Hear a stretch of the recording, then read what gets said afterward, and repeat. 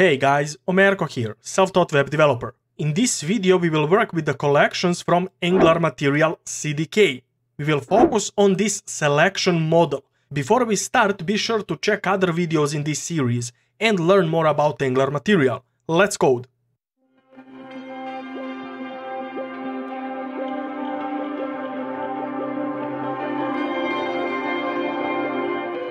Before we start, what is that selection model? As we all know, we can use checkboxes in web development. We could also store items for those checkboxes and render those, dynamically. This selection model can serve us as a wrapper for all of our checkboxes that we could have. By wrapping those checkboxes, we will precisely know which checkbox is selected, checked, and which is not. That way, we can get all the possible options that we could, have without even writing our own logic. So we could know which checkbox is checked, which is unchecked, we could track those events as well, and as I mentioned, we don't need to do much about it, which is always nice to have. As always, we will create a separate component for this feature as well. For that, in my terminal, I will use command of ng, g for generate, c for component, and I will generate my component in components /cdk/collections. And that's it. Now, in my app.components.html file, I can hide this component from the last video. If you wish to watch that video, you will have a link down in the description of this one. Right after this component, I can add my component that I generated, which is these collections. With this here, we have everything in place. So we could just create some checkboxes and set up our selection model. And you know what? We could even listen to those changes that select model have for us. So we could exactly know which checkbox is checked or unchecked. For that, I will go into my components, then CDK, find these collections, and I will open up collections.component.ts file. Here what I could do is add my items for my checkboxes, as I wish to render my checkboxes dynamically. So here I will create items and I can set this to be an array. For this array, I could pass a first item which can hold a title, which can be item 1, and maybe the ID which can be number 1. Let's add more items here.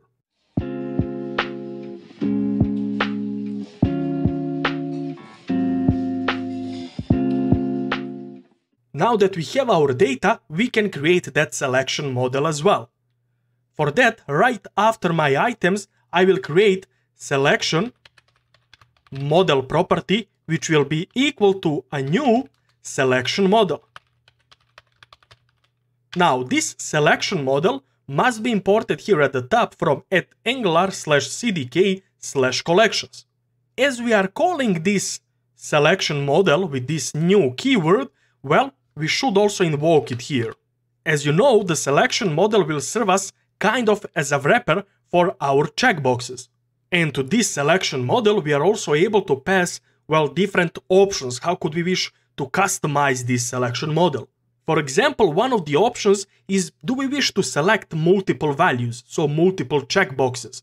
So we can pass true or false for that. I will go with true for now, but later you will see the example with false as well.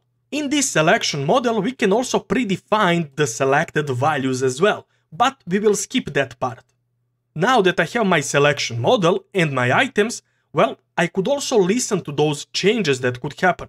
For example, if I select item 1, if I check item 1 and maybe item 2, I should get information about those checks. So we need to subscribe to the specific event that selection model has for us. To do that, in my ng-on-init lifecycle hook here, I will use this .selection model, and on this selection model, we have all of these different methods that we can use.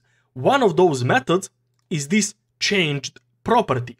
So selection model will listen for some specific change, and once that happens, we can get the information about that change. So here I could subscribe to this changed event. Here inside, I will get some kind of, response back, which is usually selected value. So selected here, and that will be usually Boolean, but I will set it as an any because we don't need just to change the values by boolean true or false.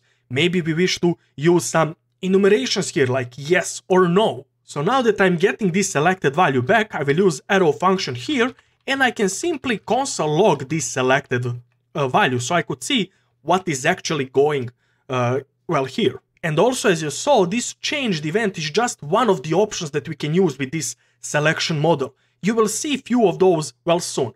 So all of this here is nice, but we need also our markup to present those checkboxes.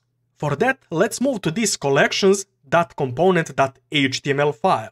In this file, I can create a div, and this div can hold a style attribute. I will set the width of this div to be 500 pixel and also margin to be 50 pixels top and bottom, auto for left and right. I mistyped auto. Inside of this div, we could create a list for our checkboxes, well, for our items. And for that, we can use material list here. So I will use mat list element, and inside I will pass mat list item. Here I will pass only one item because I will loop through all of my items, and for each of those items I will present one checkbox with the item title as well. So here for that I must use directive of ng4, and what I could do is, well, I could use let item of items to loop through my items. For each of my items I could present the item title. So here I will property bind item, and I can bind my title from my item that I have. And as we wish to have those checkboxes to select or deselect those, well, we will need also the checkbox inside of our list item. I will just put it above my title. For that checkbox, we can again use material element, which is mat checkbox. Now that we have this checkbox, let's see how this selection model can help us here. For example, on that change event, when we check or uncheck our checkbox, we could toggle our element. As we are using this selection model, we don't need to do that manually, but the selection model will have that option for us. So here in my mat checkbox, I will move this down a bit. I can use change event. So once the change happens on this checkbox, once we check or uncheck it, and inside what I wish to do is use my selection model that I created in my TypeScript file, and on it, again, we have this list of different properties and also methods, but there is a method called toggle. I will toggle one of my items, and the item that I wish to toggle is just the item that I'm currently clicking on. So by this you can see that we already have this predefined toggle method without any logic from our side. And also, as I wish to present checked items here as well, well, for that I can also bind this checked attribute.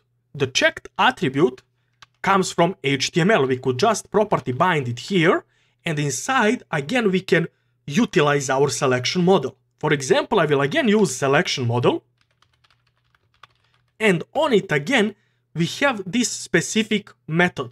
The method is called isSelected. This isSelected will tap into the item that we pass to this isSelected method, and it will check, did we check or uncheck this item? Well, our checkbox. And based on that result of this isSelected, our checked property will be checked or unchecked. It will be true or false. To test this now, well, we can see the list of our items and also checkboxes here on our screen. I will also keep my console open as we are also subscribed to that change event. So it would be nice to see those changes that could happen once we check or uncheck the checkbox. If I would select, well, check my first item here, well, on my right side in my console, I will have that result of that changed event. If I open it now, I can see that in this array added, well, I could see the item that I checked, which is my first item, which is good. If I would select item 2, then here I can again see that now the second item is also selected as well.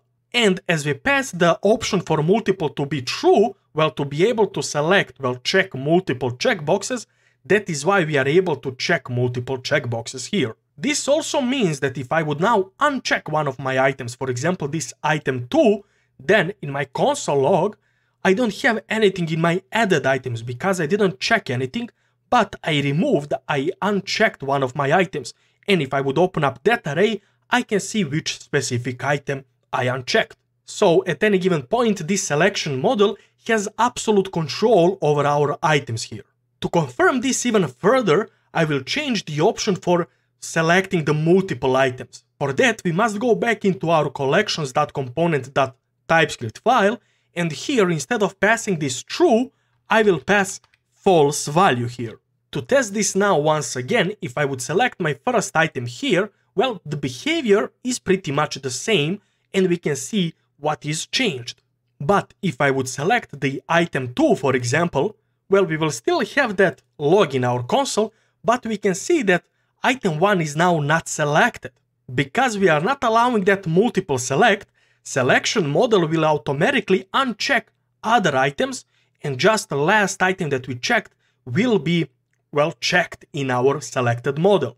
Well, selection model. Here in my log, I can see that I added one of those items, which I checked, which is item 2, but I also removed one of the items, which selection model did automatically for us here, which is item 1.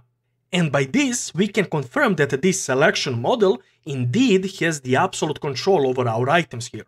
And this will be all for this video, guys. Before you go, don't forget to subscribe as I post new content weekly. Also, if you wish to learn more about Angular material, you can find the link to the entire series in the description of this video. Thank you once again, and bye bye.